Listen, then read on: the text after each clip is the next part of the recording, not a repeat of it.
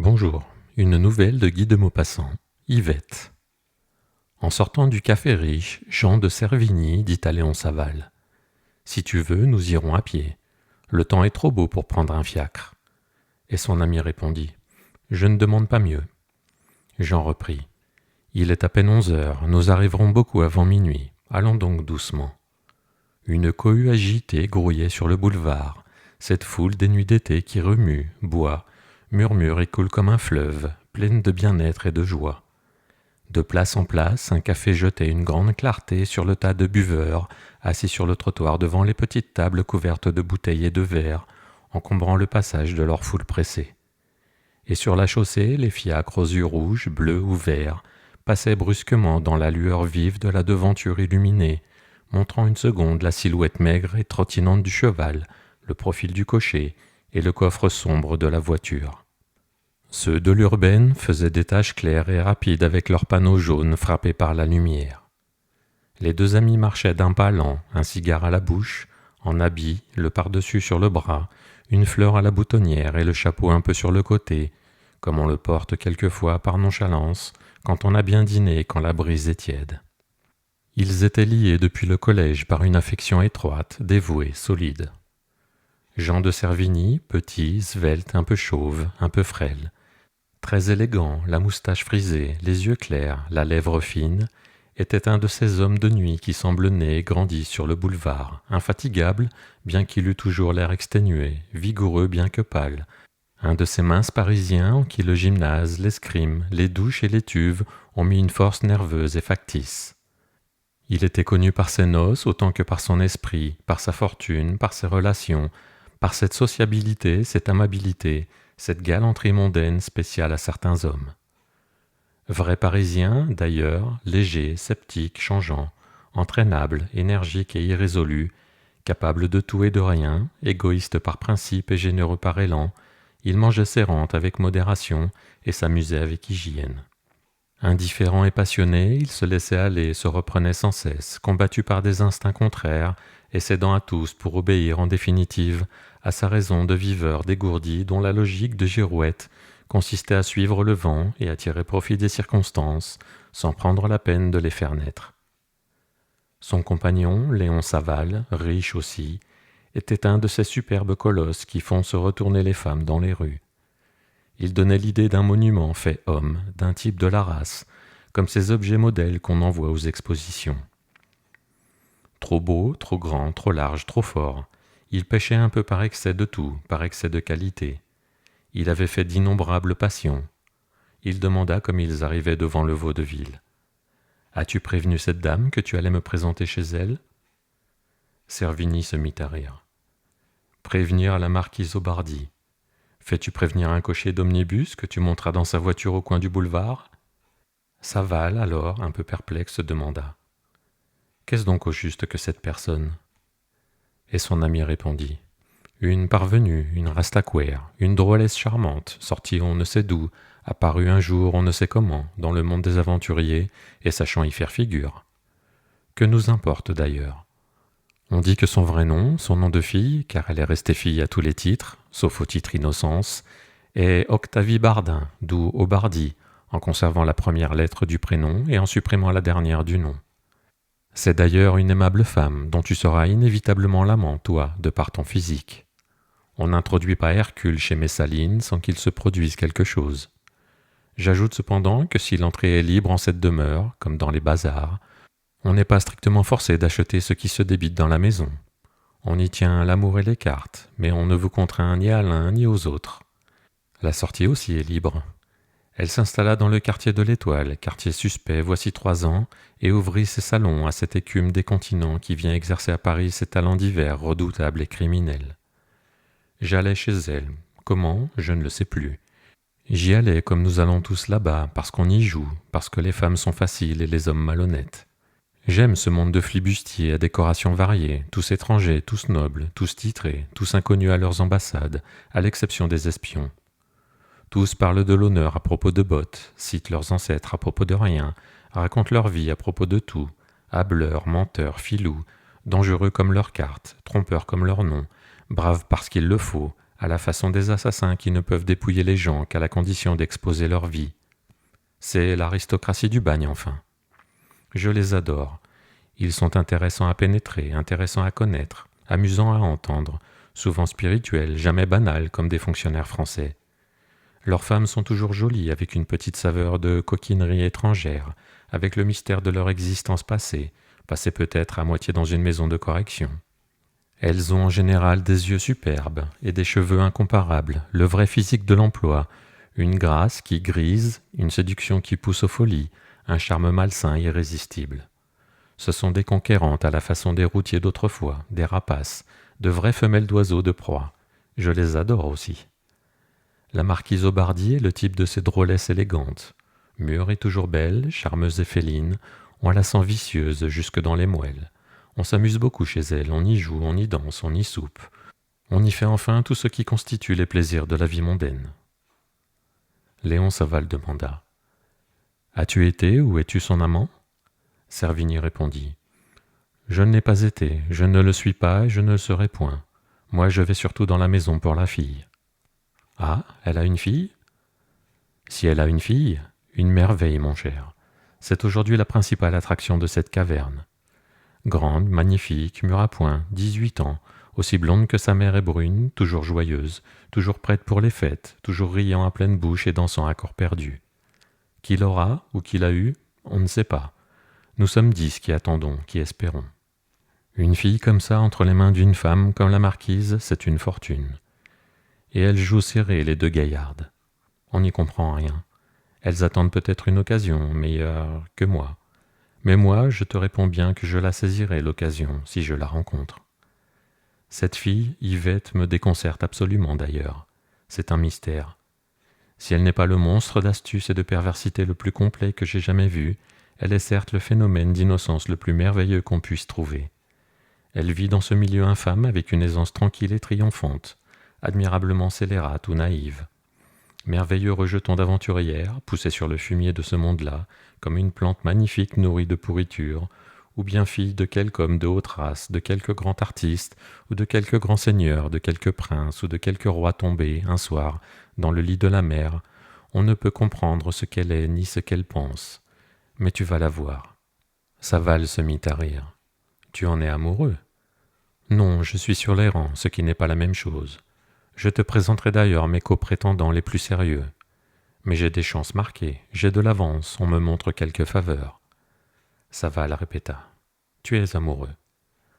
Non, elle me trouble, me séduit et m'inquiète, m'attire et m'effraie. Je me méfie d'elle comme d'un piège, et j'ai envie d'elle comme on a envie d'un sorbet quand on a soif. Je subis son charme et je ne l'approche qu'avec l'appréhension qu'on aurait d'un homme soupçonné d'être un adroit voleur. Près d'elle, j'éprouve un entraînement irraisonné vers sa candeur possible et une méfiance très raisonnable contre sa rouerie non moins probable. Je me sens en contact avec un être anormal, en dehors des règles naturelles, exquis ou détestable. Je ne sais pas. Saval prononça pour la 3e fois. Je te dis que tu es amoureux, tu parles d'elle avec une emphase de poète et un lyrisme de troubadour. Allons, descends en toi, tâte ton cœur et avoue. Servigny fit quelques pas sans rien répondre, puis reprit. C'est possible, après tout. Dans tous les cas, elle me préoccupe beaucoup. Oui, je suis peut-être amoureux. J'y songe trop. Je pense à elle en m'endormant et aussi en me réveillant. C'est assez grave. Son image me suit, me poursuit, m'accompagne sans cesse, toujours devant moi, autour de moi, en moi. Est-ce de l'amour, cette obsession physique ? Sa figure est entrée si profondément dans mon regard que je la vois sitôt que je ferme les yeux. J'ai un battement de cœur chaque fois que je l'aperçois, je ne le nie point. Donc je l'aime, mais drôlement. Je la désire avec violence. Et l'idée d'en faire ma femme me semblerait une folie, une stupidité, une monstruosité. J'ai un peu peur d'elle aussi, une peur d'oiseau sur qui plane un épervier. Et je suis jaloux d'elle encore, jaloux de tout ce que j'ignore dans ce cœur incompréhensible. Et je me demande toujours, est-ce une gamine charmante ou une abominable coquine ? Elle dit des choses à faire frémir une armée, mais les perroquets aussi. Elle est parfois imprudente ou impudique à me faire croire à sa candeur immaculée, et parfois naïve, d'une naïveté invraisemblable à me faire douter qu'elle ait jamais été chaste. Elle me provoque, m'excite comme une courtisane, et se garde en même temps comme une vierge. Elle paraît m'aimer et se moque de moi. Elle s'affiche en public comme si elle était ma maîtresse et me traite dans l'intimité comme si j'étais son frère ou son valet. Parfois je m'imagine qu'elle a autant d'amants que sa mère. Parfois je me figure qu'elle ne soupçonne rien de la vie, mais rien, entends-tu? C'est d'ailleurs une liseuse de romans enragés. Je suis en attendant mieux son fournisseur de livres. Elle m'appelle son bibliothécaire. Chaque semaine, la librairie nouvelle lui adresse, de ma part, tout ce qui a paru, et je crois qu'elle lit tout pêle-mêle. Ça doit faire dans sa tête une étrange salade. Cette bouillie de lecture est peut-être pour quelque chose dans les allures singulières de cette fille. Quand on contemple l'existence à travers 15 000 romans, on doit la voir sous un drôle de jour et se faire, sur les choses, des idées assez baroques. Quant à moi, j'attends. Il est certain, d'un côté, que je n'ai jamais eu pour aucune femme le béguin que j'ai pour celle-là. Il est encore certain que je ne l'épouserai pas. Donc, si elle a eu des amants, j'augmenterai l'addition. Si elle n'en a pas eu, je prends le numéro 1 comme un tramway. Le cas est simple, elle ne se mariera pas assurément. Qui donc épouserait la fille de la marquise Aubardi, d'Octavie Bardin? Personne, pour 1000 raisons. Où trouverait-on un mari dans le monde? Jamais. La maison de la mère est une maison publique dont la fille attire la clientèle. On n'épouse pas dans ces conditions-là. Dans la bourgeoisie, encore moins, et d'ailleurs la marquise n'est pas une femme à faire de mauvaises opérations. Elle ne donnerait définitivement Yvette qu'à un homme de grande position, qu'elle ne découvrira pas. Dans le peuple alors, encore moins, donc pas d'issue. Cette demoiselle-là n'est ni du monde, ni de la bourgeoisie, ni du peuple. Elle ne peut entrer par une union dans aucune de ces classes de la société. Elle appartient, par sa mère, par sa naissance, par son éducation, par son hérédité, par ses manières, par ses habitudes, à la prostitution dorée. Elle ne peut lui échapper, à moins de se faire religieuse, ce qui n'est guère probable étant donné ses manières et ses goûts. Elle n'a donc qu'une profession possible, l'amour. Elle y viendra, à moins qu'elle ne l'exerce déjà. Elle ne saurait fuir sa destinée. De la jeune fille, elle deviendra fille, tout simplement, et je voudrais bien être le pivot de cette transformation. J'attends, les amateurs sont nombreux. Tu verras là un Français, M. de Bellevigne, un Russe, appelé le prince Kravalov, et un Italien, le chevalier Valreali, qui ont posé nettement leur candidature et qui manœuvrent en conséquence. Nous comptons, en outre, autour d'elle, beaucoup de maraudeurs de moindre importance. La marquise guette, mais je crois qu'elle a des vues sur moi. Elle me sait fort riche et elle possède moins les autres. Son salon est d'ailleurs le plus étonnant que je connaisse dans ce genre d'exposition. On y rencontre même des hommes fort bien, puisque nous y allons, et nous ne sommes pas les seuls. Quant aux femmes, elle a trouvé, ou plutôt elle a trié, ce qu'il y a de mieux dans la haute aux pilleuses de bourse. Où les a-t-elle découvertes? On l'ignore. C'est un monde à côté de celui des vraies drôlesses, à côté de la bohème, à côté de tout. Elle a eu d'ailleurs une inspiration de génie. C'est de choisir spécialement les aventurières en possession d'enfants, de filles principalement, de sorte qu'un imbécile se croirait là chez les honnêtes femmes. Ils avaient atteint l'avenue des Champs-Élysées, une brise légère passait doucement dans les feuilles, glissait par moments sur les visages, comme les souffles doux d'un éventail géant balancé quelque part dans le ciel. Des ombres muettes erraient sous les arbres, d'autres sur les bancs faisaient une tache sombre. Et ces ombres parlaient très bas, comme si elles se fussent confiées des secrets importants ou honteux. Servigny reprit. « Tu ne te figures pas la collection de titres de fantaisie qu'on rencontre dans ce repère. À ce propos, tu sais que je vais te présenter sous le nom de comte Saval. Saval tout court, ce serait mal vu, très mal vu. » Son ami s'écria. « Ah, mais non, par exemple, je ne veux pas qu'on me suppose, même un soir, même chez ces gens-là, le ridicule de vouloir m'affubler d'un titre. Ah, mais non. » Servigny se mit à rire. « Tu es stupide. Moi là-dedans, on m'a baptisé le duc de Servigny. Je ne sais ni comment ni pourquoi. Toujours est-il que je suis et que je demeure monsieur le duc de Servigny, sans me plaindre et sans protester. Ça ne gêne pas, sans cela je serais affreusement méprisé. » Mais Saval ne se laissait pas convaincre. « Toi, tu es noble, ça peut aller. Pour moi, non, je resterai le seul roturier du salon. Tant pis, ou tant mieux. Ce sera mon signe de distinction et ma supériorité. » Servigny s'entêtait. « Je t'assure que ce n'est pas possible, mais pas possible, entends-tu? Cela paraîtrait presque monstrueux. Tu ferais l'effet d'un chiffonnier dans une réunion d'empereurs. Laisse-moi faire, je te présenterai comme le vice-roi du Haut-Mississippi, et personne ne s'étonnera. Quand on prend des grandeurs, on en saurait trop prendre. Non, encore une fois, je ne veux pas. Soit. Mais, en vérité, je suis bien sot de vouloir te convaincre. Je te défie d'entrer là-dedans sans qu'on te décore d'un titre, comme on donne aux dames un bouquet de violettes au seuil de certains magasins. » Ils tournèrent à droite dans la rue de Berry, montèrent au premier étage d'un bel hôtel moderne et laissèrent aux mains de 4 domestiques en culottes courtes leur pardessus et leurs cannes. Une odeur chaude de fête, une odeur de fleurs, de parfums, de femmes, alourdissait l'air, et un grand murmure confus et continu venait des pièces voisines qu'on sentait pleines de monde. Une sorte de maître de cérémonie, haut, droit, ventru, sérieux, la face encadrée de favoris blancs, s'approcha du nouveau venu en demandant avec un court et fier salut. « Qui dois-je annoncer » Servigny répondit « Monsieur Saval ». Alors d'une voix sonore, l'homme ouvrant la porte cria dans la foule des invités « Monsieur le duc de Servigny, monsieur le baron Saval ». Le premier salon était peuplé de femmes. Ce qu'on apercevait d'abord, c'était un étalage de seins nus au-dessus d'un flot d'étoffes éclatantes. La maîtresse de maison, debout, causant avec 3 amis, se retourna et s'en vint d'un pas majestueux, avec une grâce dans la démarche et un sourire sur les lèvres. Son front étroit, très bas, était couvert d'une masse de cheveux d'un noir luisant, pressée comme une toison, mangeant même un peu les tempes. Elle était grande, un peu trop forte, un peu trop grasse, un peu mûre, mais très belle, d'une beauté lourde, chaude, puissante. Sous ce casque de cheveux qui faisait rêver, qui faisait sourire, qui la rendait mystérieusement désirable, s'ouvraient des yeux énormes, noirs aussi. Le nez était un peu mince, la bouche grande, infiniment séduisante, faite pour parler et pour conquérir. Son charme le plus vif était d'ailleurs dans sa voix.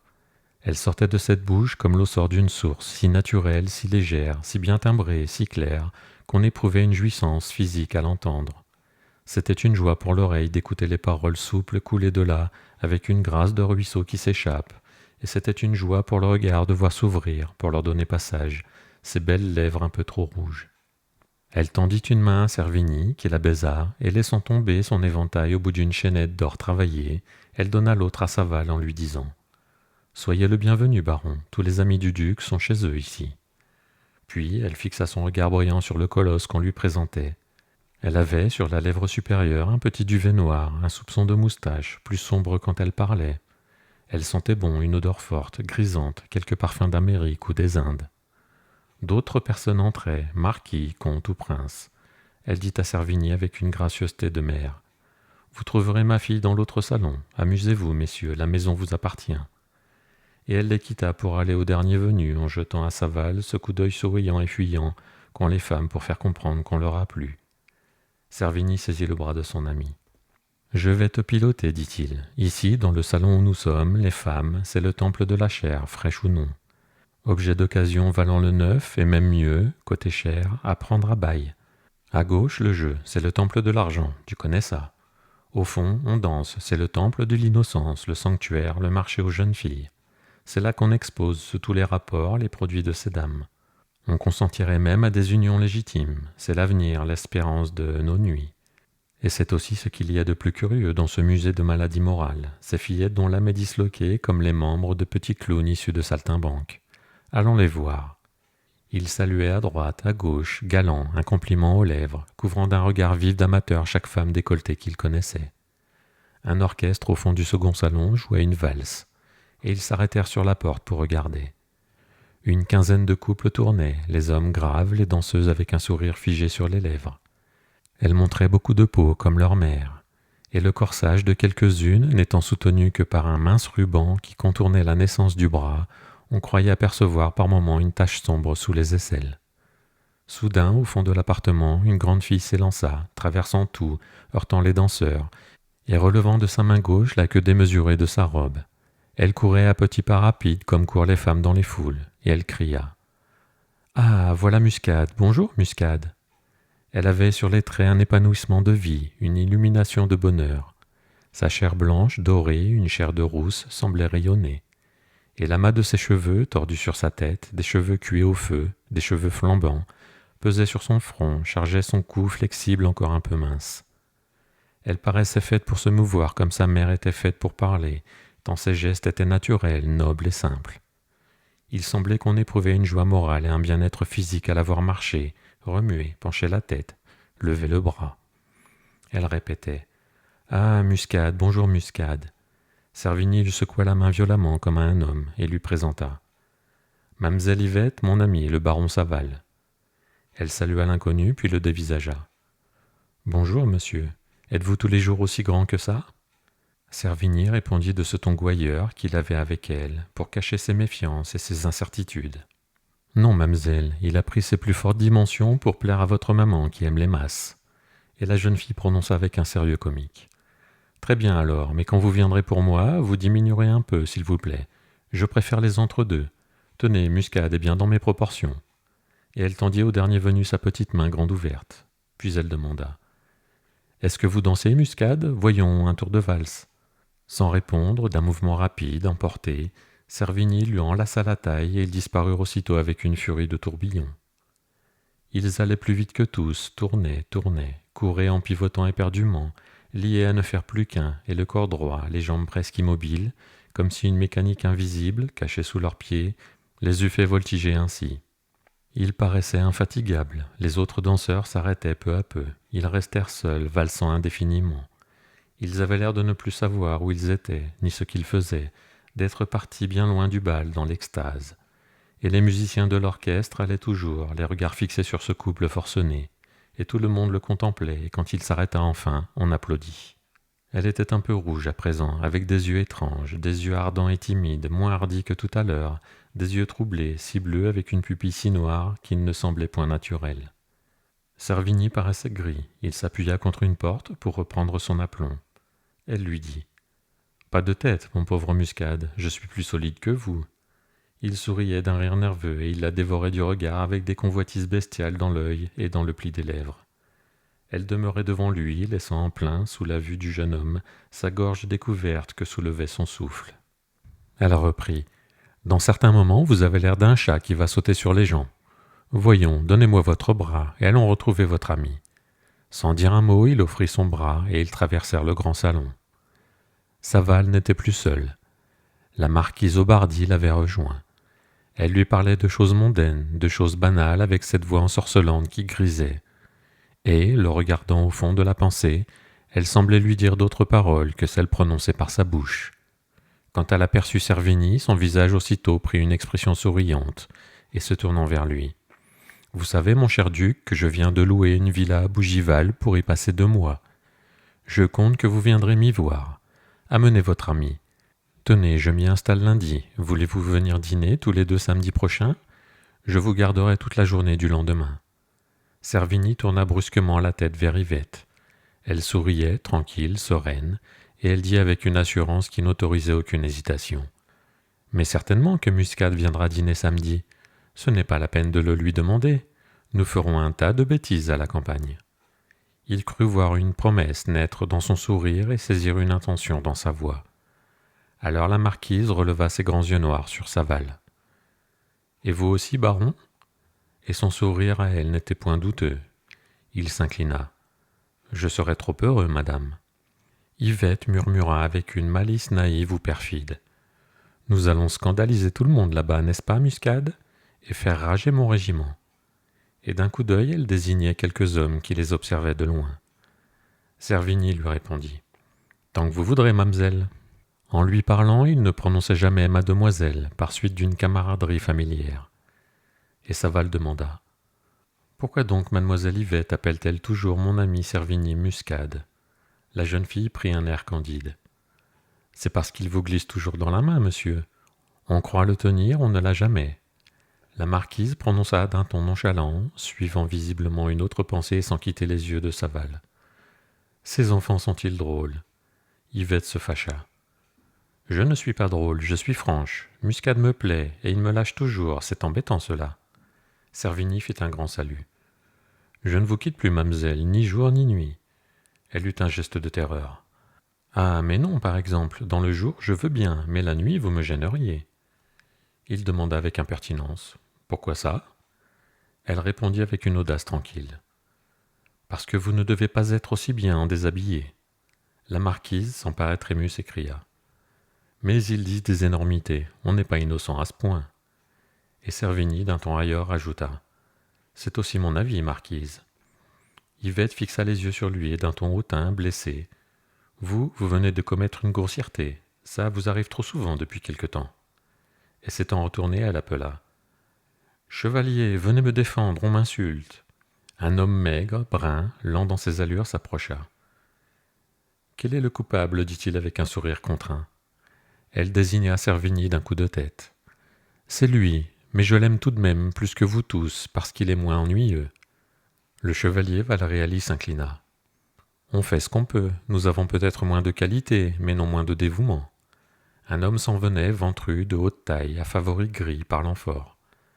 Mademoiselle Yvette, je suis votre serviteur. Elle s'écria. Ah, monsieur de Bellevigne. Puis se tournant vers Saval, elle présenta. Mon prétendant en titre, grand, gros, riche et bête. C'est comme ça que je les aime, un vrai tambour-major de table d'hôte. Tiens, mais vous êtes encore plus grand que lui. Comment est-ce que je vous baptiserai? Bon, je vous appellerai Monsieur de Rhodes, fils, à cause du colosse qui était certainement votre père. Mais vous devez avoir des choses intéressantes à vous dire, vous deux, par-dessus la tête des autres. Bonsoir. Et elle s'en alla vers l'orchestre, vivement, pour prier les musiciens de jouer un quadrille. Madame Aubardy semblait distraite. Elle dit à Servigny d'une voix lente pour parler. Vous la taquinez toujours, vous lui donnerez mauvais caractère et un tas de vilains défauts. Il répliqua. Vous n'avez donc pas terminé son éducation? Elle eut l'air de ne pas comprendre et elle continua à sourire avec bienveillance.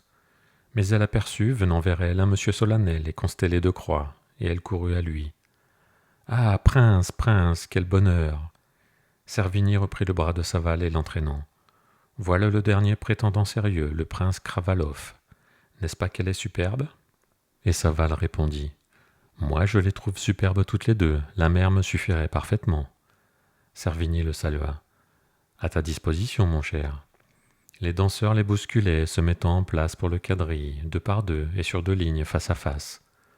Maintenant, allons voir donc un peu les Grecs, dit Servigny, et ils entrèrent dans le salon de jeu. Autour de chaque table, un cercle d'hommes debout regardait. On parlait peu, et parfois un petit bruit d'or jeté sur le tapis, ou ramassé brusquement, mêlait un léger murmure métallique au murmure des joueurs, comme si la voix de l'argent eût dit son mot au milieu des voix humaines.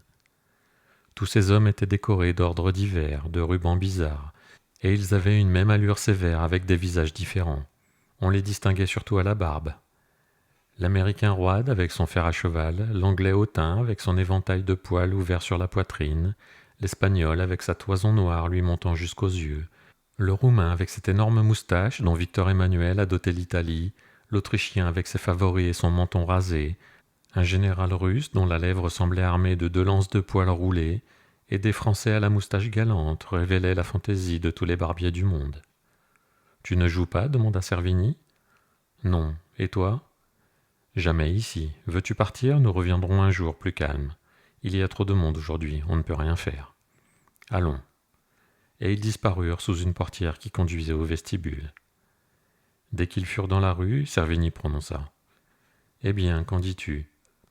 C'est intéressant en effet, mais j'aime mieux le côté femme que le côté homme. Parbleu, ces femmes-là sont ce qu'il y a de mieux pour nous dans la race. Ne trouves-tu pas qu'on sent l'amour chez elles comme on sent le parfum chez un coiffeur? En vérité, ce sont les seules maisons où on s'amuse vraiment pour son argent.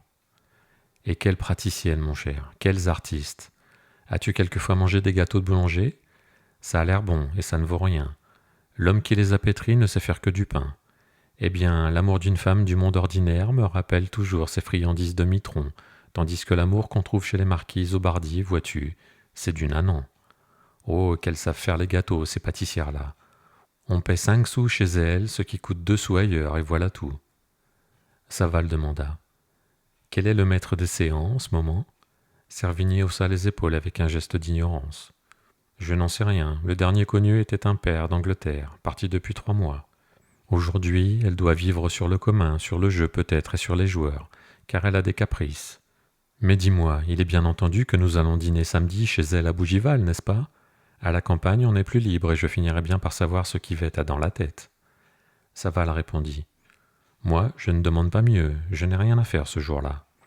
En redescendant les Champs-Élysées, sous le champ de feu des étoiles, ils dérangèrent un couple étendu sur un banc, et Servigny murmura. Quelle bêtise, quelle chose considérable en même temps. Comme c'est banal, amusant, toujours pareil et toujours varié l'amour. Et le gueux qui paye 20 sous cette fille ne lui demande pas autre chose que ce que je paierais 10 000 francs à une Aubardy quelconque, pas plus jeune, pas moins bête que cette rouleuse peut-être. Quelle niaiserie! Il ne dit rien pendant quelques minutes, puis il prononça de nouveau. C'est égal, ce serait une rude chance d'être le premier amant d'Yvette. Oh, pour cela je donnerais... Il ne trouva pas ce qu'il donnerait, et Saval lui dit bonsoir comme ils arrivaient au coin de la rue Royale. On avait mis le couvert sur la véranda qui dominait la rivière. La villa Printemps, louée par la marquise Aubardi, se trouvait à mi-hauteur du coteau, juste à la courbe de la Seine qui venait tourner devant le mur du jardin, coulant vers Marly. En face de la demeure, l'île de Croissy formait un horizon de grands arbres, une masse de verdure, et on voyait un long bout du large fleuve jusqu'au café flottant de la Grenouillère, caché sous les feuillages. Le soir tombait, un de ces soirs calmes au bord de l'eau, coloré et doux, un de ces soirs tranquilles qui donnent la sensation du bonheur. Aucun souffle d'air ne remuait les branches, aucun frisson de vent ne passait sur la surface unie et claire de la Seine. Il ne faisait pas trop chaud cependant, il faisait tiède, il faisait bon vivre. La fraîcheur bienfaisante des berges de la Seine montait vers le ciel serein. Le soleil s'en allait derrière les arbres, vers d'autres contrées, et on aspirait, semble-t-il, le bien-être de la terre endormie déjà. On aspirait dans la paix de l'espace la vie nonchalante du monde. Quand on sortit du salon pour s'asseoir à table, chacun s'extasia. Une gaieté attendrie envahit les cœurs. On sentait qu'on serait si bien à dîner là, dans cette campagne, avec cette grande rivière et cette fin de journée pour décor, en respirant cet air limpide et savoureux. La marquise avait pris le bras de Saval, Yvette celui de Servigny. Ils étaient seuls tous les quatre. Les deux femmes semblaient tout autres qu'à Paris, Yvette surtout. Elle ne parlait plus guère, paraissait alanguie, grave. Saval, ne la reconnaissant plus, lui demanda « Qu'avez-vous donc, mademoiselle ? Je vous trouve changée depuis l'autre semaine. Vous êtes devenue une personne toute raisonnable ?» Elle répondit « C'est la campagne qui m'a fait ça. Je ne suis plus la même, je me sens toute drôle. Moi d'ailleurs, je ne me ressemble jamais 2 jours de suite. Aujourd'hui, j'aurai l'air d'une folle, et demain d'une élégie. Je change comme le temps, je ne sais pas pourquoi. Voyez-vous, je suis capable de tout, suivant les moments. Il y a des jours où je tuerai des gens, pas des bêtes. Jamais je ne tuerai des bêtes, mais des gens, oui, et puis d'autres jours où je pleure pour un rien. Il me passe dans la tête un tas d'idées différentes. Ça dépend aussi comment on se lève. Chaque matin, en m'éveillant, je pourrais dire ce que je serai jusqu'au soir. Ce sont peut-être nos rêves qui nous disposent comme ça. Ça dépend aussi du livre que je viens de lire. » Elle était vêtue d'une toilette complète de flanelle blanche qui l'enveloppait délicatement dans la mollesse flottante de l'étoffe. Son corsage large, à grands plis, indiquait, sans la montrer, sans la serrer, sa poitrine libre, ferme et déjà mûre. Et son cou fin sortait d'une mousse de grosse dentelle, se penchant, par mouvements adoucis, plus blond que sa robe, un bijou de chair qui portait le lourd paquet de ses cheveux d'or. Servigny la regardait longuement. Il prononça « Vous êtes adorable ce soir, mamselle. Je voudrais vous voir toujours ainsi. » Elle lui dit avec un peu de sa malice ordinaire « Ne me faites pas de déclaration, Muscade. Je la prendrai au sérieux aujourd'hui, et ça pourrait vous coûter cher. » La marquise paraissait heureuse, très heureuse. Tout en noir, noblement drapée dans une robe sévère qui dessinait ses lignes pleines et fortes, un peu de rouge au corsage, une guirlande d'œillets rouges tombant de la ceinture, comme une chaîne, et remontant s'attacher sur la hanche, une rose rouge dans ses cheveux sombres, elle portait dans toute sa personne, dans cette toilette simple où ses fleurs semblaient saigner, dans son regard qui pesait ce soir-là sur les gens, dans sa voix lente, dans ses gestes rares, quelque chose d'ardent. Saval aussi semblait sérieux, absorbé. De temps en temps, il prenait dans sa main, d'un geste familier, sa barbe brune qu'il portait taillée en pointe, à la Henri III, et il paraissait songer à des choses profondes. Personne ne dit rien pendant quelques minutes. Puis, comme on passait une truite, Servigny déclara « Le silence a quelquefois du bon. On est souvent plus près les uns des autres quand on se tait que quand on parle, n'est-ce pas, marquise ?» Elle se retourna un peu vers lui et répondit « Ça c'est vrai, c'est si doux de penser ensemble à des choses agréables. » Et elle leva son regard chaud vers Saval, et ils restèrent quelques secondes à se contempler, l'œil dans l'œil. Un petit mouvement presque invisible eut lieu sous la table. Servigny reprit. « Mamselle Yvette, vous allez me faire croire que vous êtes amoureuse si vous continuez à être aussi sage que ça. Or de qui pouvez-vous être amoureuse? Cherchons ensemble si vous voulez. Je laisse de côté l'armée des soupirants vulgaires, je ne prends que les principaux. Du prince Kravaloff ?» À ce nom, Yvette se réveilla. « Mon pauvre Muscade, y songez-vous? Mais le prince a l'air d'un russe de musée de cire qui aurait obtenu des médailles dans des concours de coiffure. Bon, supprimons le prince. Vous avez donc distingué le vicomte Pierre de Bellevigne ? Cette fois, elle se mit à rire et demanda. Me voyez-vous pendu au cou de Résiné? Elle le baptisait selon les jours, Résiné, Malvoisie, Argenteuil, car elle donnait des surnoms à tout le monde, et lui murmurait dans le nez mon cher petit Pierre, ou mon divin Pedro, mon adoré Pietri, mon mignon Pierrot, donne ta bonne grosse tête de toutou à ta chère petite femme qui veut t'embrasser. Servigny annonça. Enlevez-le d'eux. Reste le chevalier Valréali, que la marquise semble favoriser. Yvette retrouvera sa joie. Larme à l'œil, mais il est pleureur à la Madeleine. Il suit les enterrements de première classe. Je me crois morte toutes les fois qu'il me regarde. Et de trois. Alors vous avez eu le coup de foudre pour le baron Saval, ici présent. Pour monsieur de Rhodes fils, non, il est trop fort. Il me semblerait que j'aime l'arc de triomphe de l'étoile. Alors, mamselle, il est indubitable que vous êtes amoureuse de moi, car je suis le seul de vos adorateurs dont nous n'ayons point encore parlé. Je m'étais réservé par modestie et par prudence. Il me reste à vous remercier. Elle répondit avec une grâce joyeuse. De vous, Muscade? Ah, mais non. Je vous aime bien, mais je ne vous aime pas. Attendez, je ne veux pas vous décourager. Je ne vous aime pas encore. Vous avez des chances, peut-être. Persévérez, Muscade, soyez dévoué, empressé, soumis, plein de soins, de prévenance, docile à mes moindres caprices, prêt à tout pour me plaire, et nous verrons plus tard. Mais mamselle, tout ce que vous réclamez là, j'aimerais mieux vous le fournir après qu'avant, si ça ne vous faisait rien. Elle demanda d'un air ingénu de soubrette. Après quoi, Muscade? Après que vous m'aurez montré que vous m'aimez, parbleu. Eh bien, faites comme si je vous aimais, et croyez-le si vous voulez. Mais c'est que... Silence, Muscade, en voilà assez sur ce sujet. Et il fit le salut militaire et se tut. Le soleil s'était enfoncé derrière l'île, mais tout le ciel demeurait flamboyant comme un brasier, et le calme du fleuve semblait changer en sang. Les reflets de l'horizon rendaient rouges les maisons, les objets, les gens, et la rose écarlate dans les cheveux de la marquise avait l'air d'une goutte de pourpre tombée des nuages sur sa tête. Yvette, regardant au loin, sa mère posa, comme par mégarde, sa main nue sur la main de Saval. Mais la jeune fille, alors, ayant fait un mouvement, la main de la marquise s'envola d'un geste rapide et vint rajuster quelque chose dans les replis de son corsage. Servigny, qui les regardait, prononça. « Si vous voulez, mamselle, nous irons faire un tour dans l'île après dîner. » Elle fut joyeuse de cette idée. « Oh oui, ce sera charmant. Nous irons tout seuls, n'est-ce pas, Muscade ?»« Oui, tout seul, mamselle. » Puis on se tut de nouveau. Le large silence de l'horizon, le somnolent repos du soir engourdissait les cœurs, les corps, les voix. Il est des heures tranquilles, des heures recueillies, où il devient presque impossible de parler. Les valets servaient sans bruit. L'incendie du firmament s'éteignait, et la nuit lente déployait ses ombres sur la terre. Saval demanda. « Avez-vous l'intention de demeurer longtemps dans ce pays ?» Et la marquise répondit en appuyant sur chaque parole. « Oui, tant que j'y serai heureuse. » Comme on n'y voyait plus, on apporta des lampes. Elles jetèrent sur la table une étrange lumière pâle sous la grande obscurité de l'espace, et aussitôt une pluie de mouches tomba sur la nappe. C'étaient de tout petites mouches qui se brûlaient en passant sur les cheminées de verre, puis les ailes et les pattes grillées poudraient le linge, les plats, les coupes d'une sorte de poussière grise et sautillante. On les avalait dans le vin, on les mangeait dans les sauces, on les voyait remuer sur le pain. Et toujours on avait le visage et les mains chatouillés par la foule innombrable et volante de ces insectes menus. Il fallait jeter sans cesse les boissons, couvrir les assiettes, manger en cachant les mets avec des précautions infinies. Ce jeu amusait Yvette. Servigny prenait soin d'abriter ce qu'elle portait à sa bouche, de garantir son verre, d'étendre sur sa tête comme un toit sa serviette déployée. Mais la marquise, dégoûtée, devint nerveuse, et la fin du dîner fut courte. Yvette, qui n'avait point oublié la proposition de Servigny, lui dit « Nous allons dans l'île maintenant. » Sa mère recommanda d'un ton languissant. « Surtout ne soyez pas longtemps, nous allons d'ailleurs vous conduire jusqu'au passeur. » Et on partit, toujours deux par deux, la jeune fille et son amie allant devant, sur les chemins de halage. Ils entendaient derrière eux la marquise et Saval qui parlaient bas, très vite. Tout était noir, d'un noir épais, d'un noir d'encre.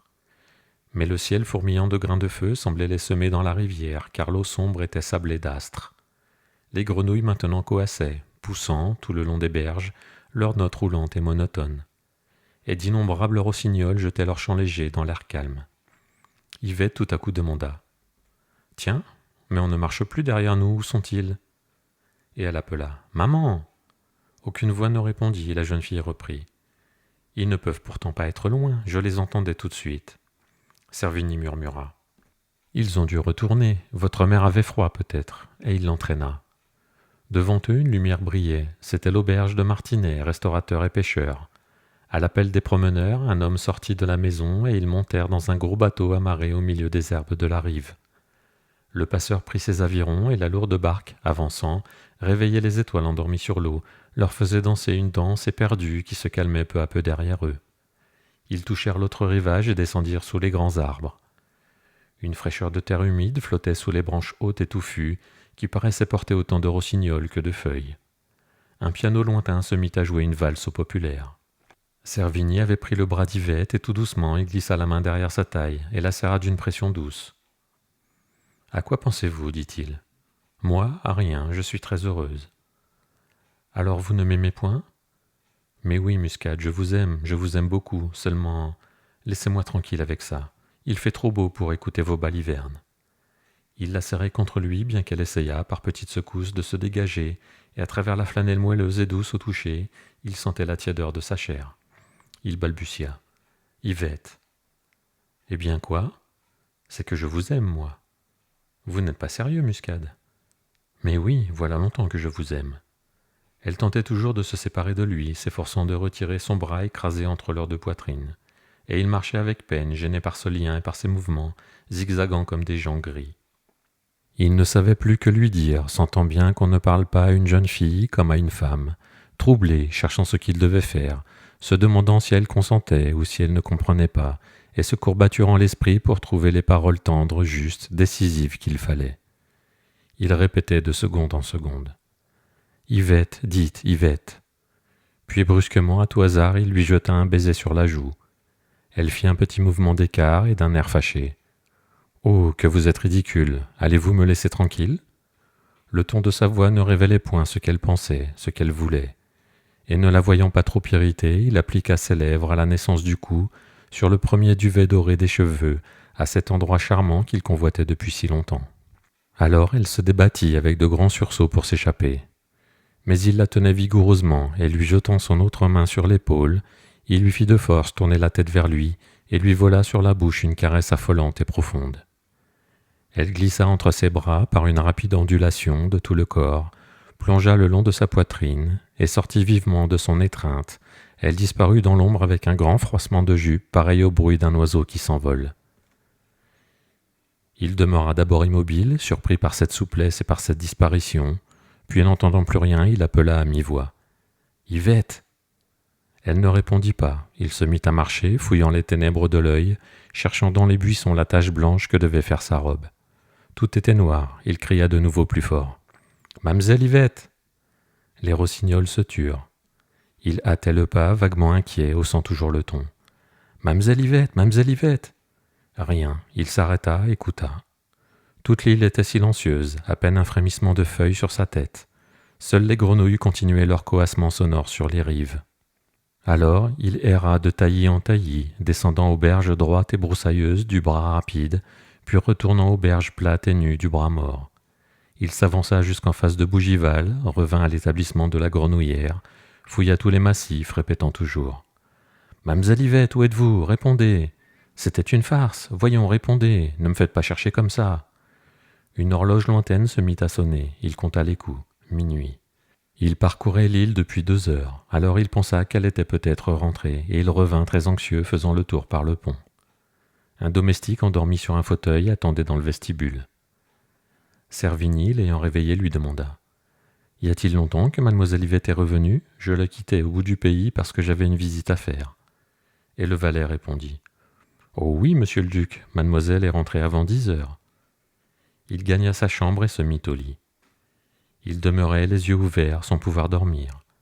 Ce baiser volé l'avait agité, et il songeait. Que voulait-elle? Que pensait-elle? Que savait-elle? Comme elle était jolie, enfiévrante. Ses désirs, fatigués par la vie qu'il menait, par toutes les femmes obtenues, par toutes les amours explorées, se réveillaient devant cette enfant singulière, si fraîche, irritante et inexplicable. Il entendit sonner 1 heure, puis 2 heures. Il ne dormirait pas décidément. Il avait chaud, il suait, il sentait son cœur rapide battre à ses tempes, et il se leva pour ouvrir la fenêtre. Un souffle frais entra, qu'il but d'une longue aspiration. L'ombre épaisse était muette, toute noire, immobile. Mais soudain il aperçut devant lui, dans les ténèbres du jardin, un point luisant, on eût dit un petit charbon rouge. Il pensa, tiens, un cigare, ça ne peut être que Saval. Et il l'appela doucement. « Léon !» Une voix répondit. « C'est toi, Jean ?»« Oui, attends-moi, je descends. » Il s'habilla, sortit et, rejoignant son ami qui fumait, à cheval sur une chaise de fer. « Qu'est-ce que tu fais là à cette heure ?» Saval répondit. « Moi, je me repose. » Et il se mit à rire. Servini lui serra la main. « Tous mes compliments, mon cher, et moi, je m'embête. Ça veut dire que Yvette et sa mère ne se ressemblent pas. Que s'est-il passé? Dis-moi ça. » Servini raconta ses tentatives et leur insuccès, puis il reprit. « Décidément, cette petite me trouble. Figure-toi que je n'ai pas pu m'endormir. Que c'est drôle, une fillette. Ça a l'air simple comme tout et on ne sait rien d'elle. Une femme qui a vécu, qui a aimé, qui connaît la vie, on la pénètre très vite. Quand il s'agit d'une vierge, au contraire, on ne devine plus rien. Au fond, je commence à croire qu'elle se moque de moi. » Saval se balançait sur son siège. Il prononça très lentement. « Prends garde, mon cher, elle te mène au mariage. Rappelle-toi d'illustres exemples. C'est par le même procédé que mademoiselle de Montijo, qui était au moins de bonne race, devint impératrice. Ne joue pas les Napoléons. » Servini murmura. « Quant à ça, ne crains rien, je ne suis ni un naïf ni un empereur. Il faut être l'un ou l'autre pour faire ses coups de tête. Mais dis-moi, as-tu sommeil, toi ? Non, pas du tout. Veux-tu faire un tour au bord de l'eau ? Volontiers. » Ils ouvrirent la grille et se mirent à descendre le long de la rivière, vers Marly. C'était l'heure fraîche qui précède le jour, l'heure du grand sommeil, du grand repos, du calme profond. Les bruits légers de la nuit eux-mêmes s'étaient tus. Les rossignols ne chantaient plus, les grenouilles avaient fini leur vacarme. Seule une bête inconnue, un oiseau peut-être, faisait quelque part une sorte de grincement de scie, faible, monotone, régulier comme un travail mécanique. Servini, qui avait par moments de la poésie et aussi de la philosophie, dit tout à coup « Voilà, cette fille me trouble tout à fait. En arithmétique, 1 et 1 font 2. En amour, 1 et 1 devraient faire 1, et ça fait 2 tout de même. As-tu jamais senti cela, toi? Ce besoin d'absorber une femme en soi ou de disparaître en elle? Je ne parle pas du besoin bestial d'étreinte, mais de ce tourment moral et mental de ne faire qu'un avec un être, d'ouvrir à lui toute son âme, tout son cœur et de pénétrer toute sa pensée jusqu'au fond. Et jamais on ne sait rien de lui, jamais on ne découvre toutes les fluctuations de ses volontés, de ses désirs, de ses opinions. Jamais on ne devine, même un peu, tout l'inconnu, tout le mystère d'une âme qu'on sent si proche, d'une âme cachée derrière des yeux qui vous regardent, clairs comme de l'eau, transparents comme si rien de secret n'était dessous, d'une âme qui vous parle par une bouche aimée, qui semble à vous, tant on la désire, d'une âme qui vous jette une à une, par des mots, ses pensées, et qui reste cependant plus loin de vous que ces étoiles ne sont loin l'une de l'autre, plus impénétrables que ces astres. C'est drôle tout ça. Saval répondit. Je n'en demande pas tant, je ne regarde pas derrière les yeux. Je me préoccupe peu du contenu, mais beaucoup du contenant. Et Servini murmura. C'est que Yvette est une singulière personne, comment va-t-elle me recevoir ce matin? Comme ils arrivaient à la machine de Marly, ils s'aperçurent que le ciel pâlissait. Des coqs commençaient à chanter dans les poulaillers, et leur voix arrivait un peu voilée par l'épaisseur des murs. Un oiseau pépiait dans un parc, à gauche, répétant sans cesse une petite ritournelle d'une simplicité naïve et comique. Il serait temps de rentrer, déclara Saval. Ils revinrent.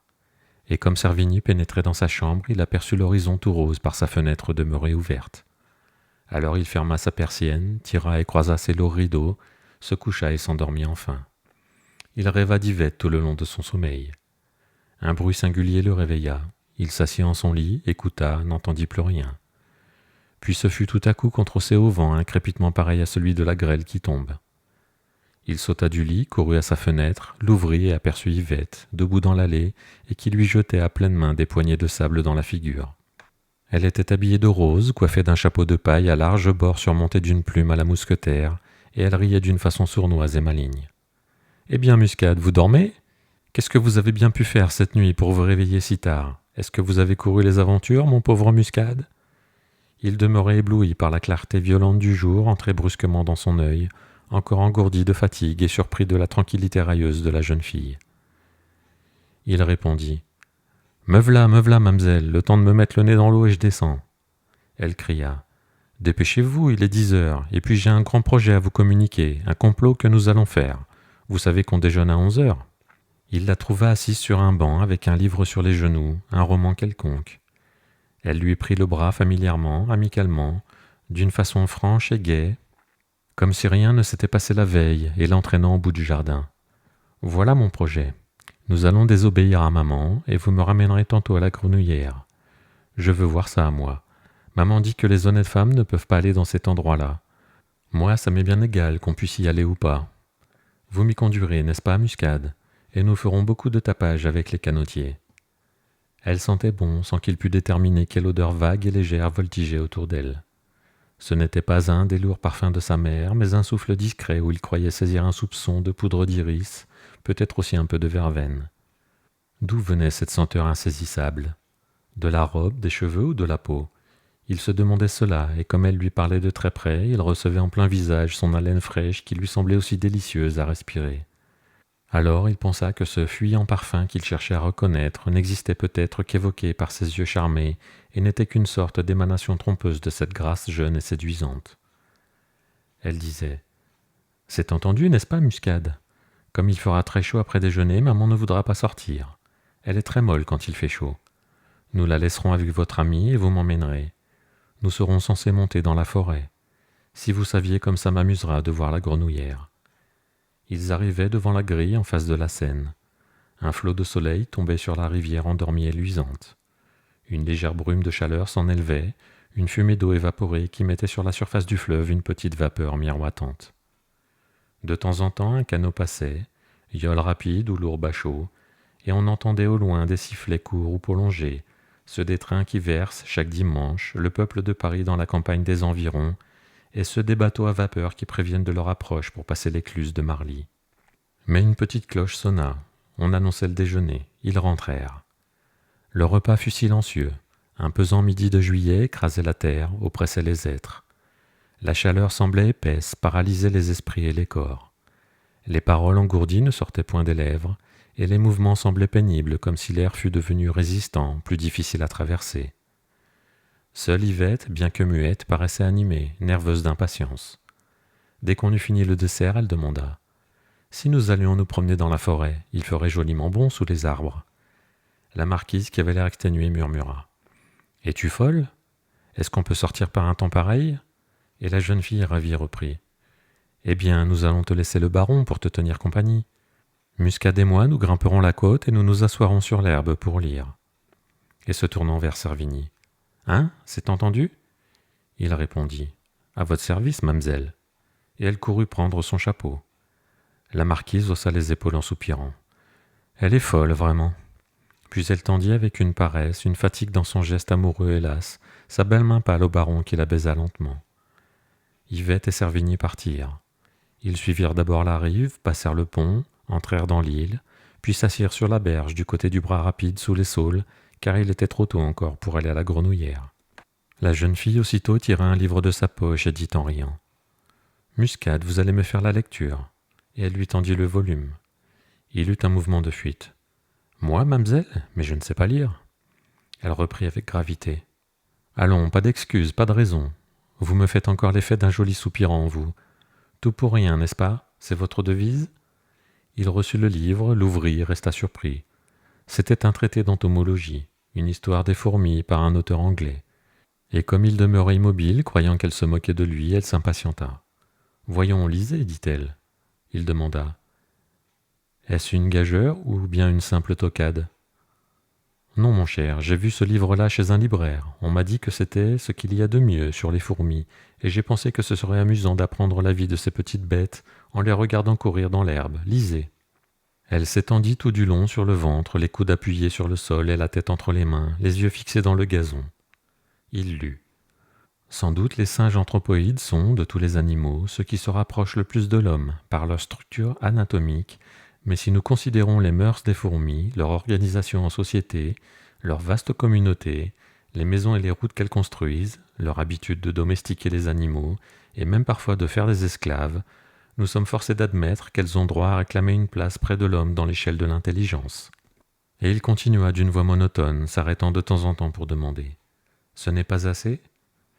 Elle faisait non de la tête, et ayant cueilli à la pointe d'un brin d'herbe arraché une fourmi errante, elle s'amusait à la faire aller d'un bout à l'autre de cette tige, qu'elle renversait dès que la bête atteignait une des extrémités.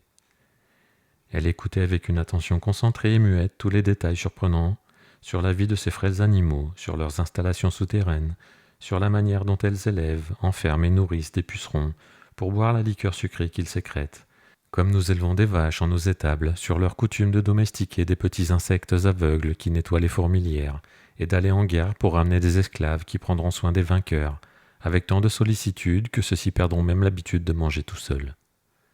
Et peu à peu, comme si une tendresse maternelle s'était éveillée en son cœur pour la bestiole si petite et si intelligente, Yvette la faisait grimper sur son doigt, la regardant d'un œil ému, avec une envie de l'embrasser.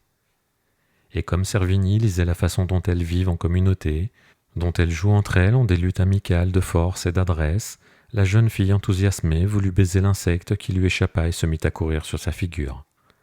Alors elle poussa un cri perçant, comme si elle eût été menacée d'un danger terrible, et avec des gestes affolés elle se frappait la joue pour rejeter la bête.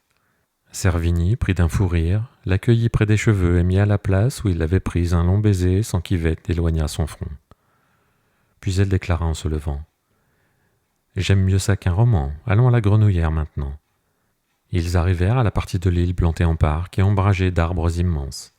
Des couples erraient sous les hauts feuillages, le long de la Seine, où glissaient des canots. C'étaient des filles avec des jeunes gens, des ouvrières avec leurs amants, qui allaient en manches de chemise, la redingote sur le bras, le haut chapeau en arrière, d'un air pochard et fatigué, des bourgeois avec leurs familles, les femmes endimanchées, les enfants trottinant comme une couvée de poussins autour de leurs parents. Une rumeur lointaine et continue de voix humaines, une clameur sourde et grondante, annonçait l'établissement cher aux canotiers. Ils l'aperçurent tout à coup. Un immense bateau, coiffé d'un toit, amarré contre la berge, portait un peuple de femelles et de mâles attablés, et buvant ou bien debout, criant, chantant, gueulant, dansant, cabriolant au bruit d'un piano géniard, faux et vibrant comme un chaudron. De grandes filles en cheveux roux, étalant, par devant et par derrière, la double provocation de leur gorge et de leur croupe, circulaient, l'œil accrochant, la lèvre rouge, aux trois quarts grises, des mots obscènes à la bouche. D'autres dansaient éperdument en face de gaillards à moitié nus, vêtus d'une culotte de toile et d'un maillot de coton, et coiffés d'une toque de couleur comme des jockeys. Et tout cela exhalait une odeur de sueur et de poudre de riz, des émanations de parfumerie et d'aisselle. Les buveurs autour des tables engloutissaient des liquides blancs, rouges, jaunes, verts, et criaient, vociféraient sans raison, cédant à un besoin violent de faire du tapage, à un besoin de brute d'avoir les oreilles et le cerveau pleins de vacarme. De seconde en seconde, un nageur, debout sur le toit, sautait à l'eau, jetant une pluie d'éclaboussures sur les consommateurs les plus proches, qui poussaient des hurlements de sauvages. Et sur le fleuve, une flotte d'embarcations passait. Les yaules, longues et minces, filaient, enlevées à grands coups d'aviron par les rameurs aux bras nus, dont les muscles roulaient sous la peau brûlée. Les canotières en robe de flanelle bleue ou de flanelle rouge, une ombrelle rouge ou bleue aussi, ouverte sur la tête, éclatante sous l'ardent soleil, se renversaient dans leurs fauteuils à l'arrière des barques et semblaient courir sur l'eau dans une pose immobile et endormie. Des bateaux plus lourds s'en venaient lentement, chargés de monde. Un collégien en goguette, voulant faire le beau, ramait avec des mouvements d'ailes de moulin et se heurtait à tous les canots, dont tous les canotiers l'engueulaient, puis il disparaissait éperdu après avoir failli noyer de nageurs, poursuivi par les vociférations de la foule entassée dans le grand café flottant. Yvette, radieuse, passait au bras de Servigny au milieu de cette foule bruyante et mêlée, semblait heureuse de ses coudoiements suspects, dévisageait les filles d'un œil tranquille et bienveillant. « Regardez celle-là, Muscade, quels jolis cheveux elle a, elles ont l'air de s'amuser beaucoup. » Comme le pianiste, un canotier vêtu de rouge et coiffé d'une sorte de colossal chapeau parasol en paille attaquait une valse, Yvette saisit brusquement son compagnon par les reins et l'enleva avec cette furie qu'elle mettait à danser. Ils allèrent si longtemps et si frénétiquement que tout le monde les regardait. Les consommateurs, debout sur les tables, battaient une sorte de mesure avec leurs pieds. D'autres heurtaient les verres, et le musicien semblait devenir enragé, tapait les touches d'ivoire avec des bondissements de la main, des gestes fous de tout le corps, en balançant éperdument sa tête abritée de son immense couvre-chef. Tout d'un coup, il s'arrêta et, se laissant glisser par terre, s'affaissa tout du long sur le sol, enseveli sous sa coiffure, comme s'il était mort de fatigue. Un grand rire éclata dans le café, tout le monde applaudit. 4 amis se précipitèrent, comme on fait dans les accidents, et ramassant leurs camarades, l'emportèrent par les 4 membres après avoir posé sur son ventre l'espèce de toit dont il se coiffait. Un farceur, les suivant, entonna le De Profundis, et une procession se forma derrière le faux mort, se déroulant par les chemins de l'île, entraînant à la suite les consommateurs, les promeneurs, tous les gens qu'on rencontrait. Yvette s'élança, ravie, riant de tout son cœur, causant avec tout le monde, affolée par le mouvement et le bruit. Des jeunes gens la regardaient au fond des yeux, se pressaient contre elle, très allumés, semblaient la flairer, la dévêtir du regard. Et Servini commençait à craindre que l'aventure ne tournât mal à la fin. La procession allait toujours, accélérant son allure, car les 4 porteurs avaient pris le pas de course, suivis par la foule hurlante. Mais tout à coup ils se dirigèrent vers la berge, s'arrêtèrent net en arrivant au bord, balancèrent un instant leurs camarades, puis le lâchant tous les 4 en même temps, le lancèrent dans la rivière. Un immense cri de joie jaillit de toutes les bouches, tandis que le pianiste, étourdi, barbotait, jurait, toussait, crachait de l'eau, et embourbé dans la vase, s'efforçait de remonter au rivage. Son chapeau, qui s'en allait au courant, fut rapporté par une barque. Yvette dansait de plaisir en battant des mains et répétant « Oh, Muscade, comme je m'amuse, comme je m'amuse !» Servini l'observait, redevenu sérieux, un peu gêné, un peu froissé de la voir si bien à son aise dans ce milieu canaille. Une sorte d'instinct se révoltait en lui, cet instinct dû comme il faut, qu'un homme bien né garde toujours, quand il s'abandonne, cet instinct qui l'écarte des familiarités trop viles et des contacts trop salissants. Il se disait s'étonnant « Bigre, tu as de la race, toi !» Et il avait envie de la tutoyer maintenant, comme il la tutoyait dans sa pensée, comme on tutoie la première fois qu'on les voit, les femmes qui sont à tous. Il ne la distinguait plus guère des créatures à cheveux roux qui les frôlaient et qui criaient, de leurs voix enrouées de mots obscènes. Il courait dans cette foule, ses mots grossiers, courts et sonores, semblaient voltiger au-dessus, nés là-dedans comme des mouches sur du fumier. Il ne semblait ni choquer ni surprendre personne. Yvette ne paraissait point les remarquer. « Muscade, je veux me baigner, dit-elle, nous allons faire une pleine eau. » Il répondit « À votre service. » Et ils allèrent au bureau des bains pour se procurer des costumes. Elle fut déshabillée la première et elle l'attendit, debout sur la rive, souriante sous tous les regards. Puis ils s'en allèrent côte à côte dans l'eau tiède. Elle nageait avec bonheur, avec ivresse, toute caressée par l'onde, frémissant d'un plaisir sensuel, soulevée à chaque brasse comme si elle allait s'élancer hors du fleuve. Il la suivait avec peine, essoufflé, mécontent de se sentir médiocre. Mais elle ralentit son allure, puis, se tournant brusquement, elle fit la planche, les bras croisés, les yeux ouverts dans le bleu du ciel. Il regardait allongé ainsi à la surface de la rivière la ligne onduleuse de son corps, les seins fermes, collés contre l'étoffe légère, montrant leur forme ronde et leur sommet saillant, le ventre doucement soulevé, la cuisse un peu noyée, le mollet nu, miroitant à travers l'eau et le pied mignon qui émergeait. Il la voyait tout entière, comme si elle se fût montrée exprès pour le tenter, pour s'offrir ou pour se jouer encore de lui. Et il se mit à la désirer avec une ardeur passionnée et un énervement exaspéré. Tout à coup elle se retourna, le regarda, se mit à rire. « Vous avez une bonne tête, dit-elle. » Il fut piqué, irrité de cette raillerie, saisi par une colère méchante d'amoureux bafoué. Alors cédant brusquement à un obscur besoin de représailles, à un désir de se venger, de la blesser. « Ça vous irait, cette vie-là » Elle demanda avec son grand air naïf. « Quoi donc ?»« Allons, ne vous fichez pas de moi, vous savez bien ce que je veux dire. »« Non, parole d'honneur ?» Voyons, finissons cette comédie. Voulez-vous ou ne voulez-vous pas ? Je ne vous comprends point. Vous n'êtes pas si bête que ça, d'ailleurs je vous l'ai dit hier soir. Quoi donc, j'ai oublié ? Que je vous aime. Vous ? Moi, quelle blague ! Je vous jure. Eh bien, prouvez-le. Je ne demande que ça. Quoi ça ? À le prouver. Eh bien, faites. Vous n'en disiez pas autant hier soir. Vous ne m'avez rien proposé. C'te bêtise. Et puis d'abord, ce n'est pas à moi qu'il faut vous adresser. Elle est bien bonne, à qui donc ? Mais à maman, bien entendu. Il poussa un éclat de rire. À votre mère, non, c'est trop fort. Elle était devenue soudain très sérieuse et, le regardant au fond des yeux, « Écoutez, Muscade, si vous m'aimez vraiment assez pour m'épouser, parlez à maman d'abord, moi je vous répondrai après. » Il crut qu'elle se moquait encore de lui, et rageant tout à fait. « Mamselle, vous me prenez pour un autre. » Elle le regardait toujours de son œil doux et clair. Elle hésita, puis elle dit « Je ne vous comprends toujours pas. » Alors il prononça vivement avec quelque chose de brusque et de mauvais dans la voix.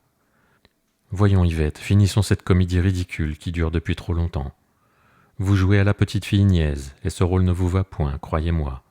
Vous savez bien qu'il ne peut pas s'agir de mariage entre nous, mais d'amour. Je vous ai dit que je vous aimais, c'est la vérité. Je le répète, je vous aime. Ne faites plus semblant de ne pas comprendre et ne me traitez pas comme un sot.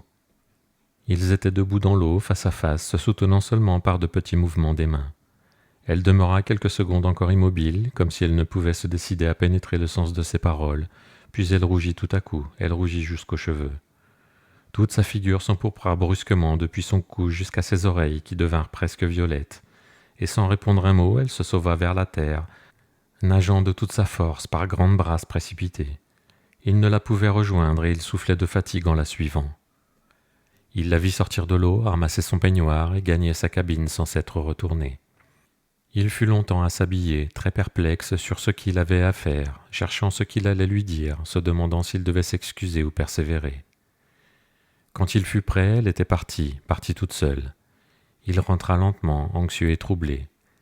La marquise se promenait au bras de Saval dans l'allée ronde, autour du gazon. En voyant Servini, elle prononça de cet air nonchalant qu'elle gardait depuis la veille. « Qu'est-ce que j'avais dit, qu'il ne fallait point sortir par une chaleur pareille. Voilà Yvette avec un coup de soleil, elle est partie se coucher. Elle était comme un coquelicot, la pauvre enfant, elle a une migraine atroce. Vous vous serez promené en plein soleil, vous aurez fait des folies, que sais-je moi. Vous êtes aussi peu raisonnable qu'elle. » La jeune fille ne descendit point pour dîner. Comme on voulait lui porter à manger, elle répondit à travers la porte qu'elle n'avait pas faim, car elle s'était enfermée et elle pria qu'on la laissât tranquille. Les deux jeunes gens partirent par le train de 10 heures en promettant de revenir le jeudi suivant, et la marquise s'assit devant sa fenêtre ouverte pour rêver, écoutant au loin l'orchestre du bal des canotiers jeter sa musique sautillante dans le grand silence solennel de la nuit. Entraînée pour l'amour et par l'amour, comme on l'est pour le cheval ou l'aviron, elle avait de subites tendresses qui l'envahissaient comme une maladie. Ses passions la saisissaient brusquement, la pénétraient tout entière, l'affolaient, l'énervaient ou l'accablaient, selon qu'elles avaient un caractère exalté, violent, dramatique ou sentimental. Elle était une de ces femmes créées pour aimer et pour être aimée. Partie de très bas, arrivée par l'amour dont elle avait fait une profession presque sans le savoir, agissant par instinct, par adresse innée, elle acceptait l'argent comme les baisers. Naturellement, sans distinguer, employant son flair remarquable d'une façon irraisonnée et simple, comme font les animaux, que rendent subtiles les nécessités de l'existence. Beaucoup d'hommes avaient passé dans ses bras sans qu'elle éprouvât pour eux aucune tendresse, sans qu'elle ressentît non plus aucun dégoût de leurs étreintes. Elle subissait les enlacements quelconques avec une indifférence tranquille, comme on mange, on voyage, de toutes les cuisines car il faut bien vivre. Mais de temps en temps, son cœur ou sa chair s'allumait, et elle tombait alors dans une grande passion qui durait quelques semaines ou quelques mois, selon les qualités physiques ou morales de son amant. C'étaient les moments délicieux de sa vie. Elle aimait de toute son âme, de tout son corps, avec emportement, avec extase. Elle se jetait dans l'amour comme on se jette dans un fleuve pour se noyer, se laisser emporter, prête à mourir s'il le fallait, enivrée, affolée, infiniment heureuse. Elle s'imaginait chaque fois n'avoir jamais ressenti pareille chose auparavant, et elle se serait fort étonnée si on lui eût rappelé de combien d'hommes différents elle avait rêvé éperdument pendant des nuits entières en regardant les étoiles. Saval l'avait captivée, capturée corps et âme. Elle songeait à lui, bercée par son image et par son souvenir, dans l'exaltation calme du bonheur accompli, du bonheur présent et certain. Un bruit derrière elle la fit se retourner. Yvette venait d'entrer, encore vêtue comme dans le jour, mais pâle maintenant, et les yeux luisants comme on les a après de grandes fatigues. Elle s'appuya au bord de la fenêtre ouverte en face de sa mère. « J'ai à te parler, dit-elle. » La marquise, étonnée, la regardait. Elle l'aimait en mère égoïste, fière de sa beauté comme on l'est d'une fortune, trop belle encore elle-même pour devenir jalouse, trop indifférente pour faire les projets qu'on lui prêtait, trop subtile cependant pour ne pas avoir la conscience de cette valeur. Elle répondit. « Je t'écoute, mon enfant, qu'y a-t-il » Yvette la pénétrait du regard, comme pour lire au fond de son âme, comme pour saisir toutes les sensations qu'allaient éveiller ses paroles. Voilà, il s'est passé tantôt quelque chose d'extraordinaire. Quoi donc ? Monsieur de Servigny m'a dit qu'il m'aimait. La marquise, inquiète, attendait. Comme Yvette ne parlait plus, elle demanda. Comment t'a-t-il dit cela ? Explique-toi. Alors la jeune fille, s'asseyant au pied de sa mère dans une pose câline qui lui était familière et pressant ses mains, ajouta « Il m'a demandé en mariage ». Madame Aubardy fit un geste brusque de stupéfaction et s'écria « Servini, mais tu es folle !» Yvette n'avait point détourné les yeux du visage de sa mère, épiant sa pensée et sa surprise.